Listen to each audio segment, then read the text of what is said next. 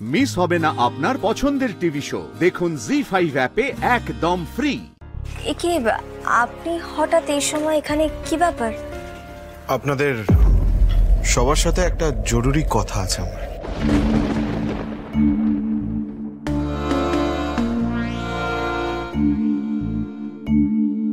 এইবার না শোনো, কি হলো বলতো কেসটা? মানে উনি কি গিরিধারীকে নিয়ে আবার কোনো প্রমাণ জোগাড় করলো?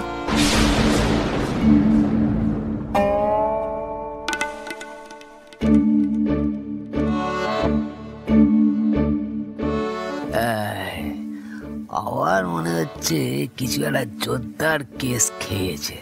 হ্যাঁ, কি হয়েছে যদি একটু বলেন।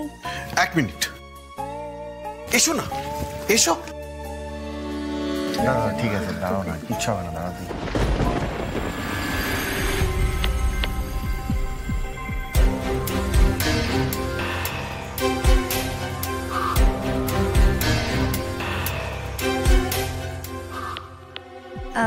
ইনি কে? আমার মা। ওহো, নমস্কার। আজকে আপনি আমাদের বাড়িতে এসেছেন, আমরা খুব খুশি হয়েছি। আসলে অভিষেকের সঙ্গে তো কাজের বাইরে কখনো সেভাবে কোনো কথা হয়নি, কিন্তু আপনার ছেলে আজকে যে আপনাকে এখানে নিয়ে এসেছে আমাদের খুব ভালো লাগলো। আপনার ছেলে কিন্তু আমাদের খুব সাহায্য করেছে জানেন।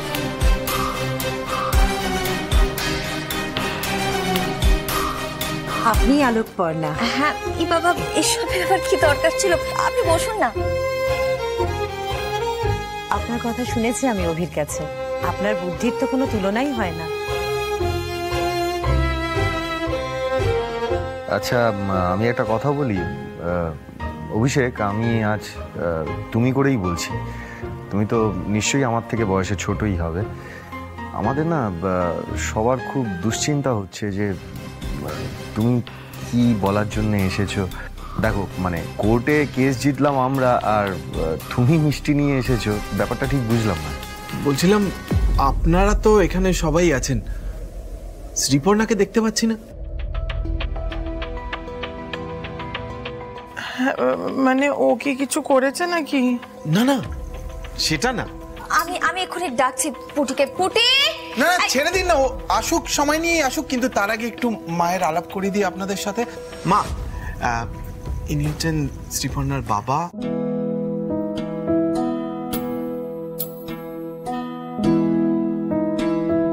আমি একটা প্রস্তাব নিয়ে এসেছিলাম, আপনারা একটু বিবেচনা করে দেখবেন। কি প্রস্তাব বলুন তো?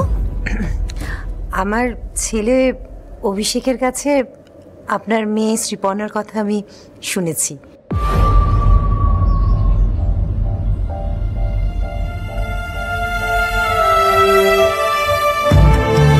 অভি বলেছে আপনার মেয়ে জার্নালিস্ট, খুব সাহসী, বুদ্ধিমতী, খুব ভালো মেয়ে।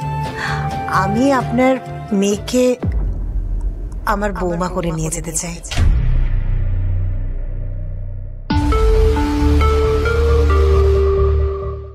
জি5 ডাউনলোড করুন আর সব এপিসোড দেখুন একদম ফ্রি।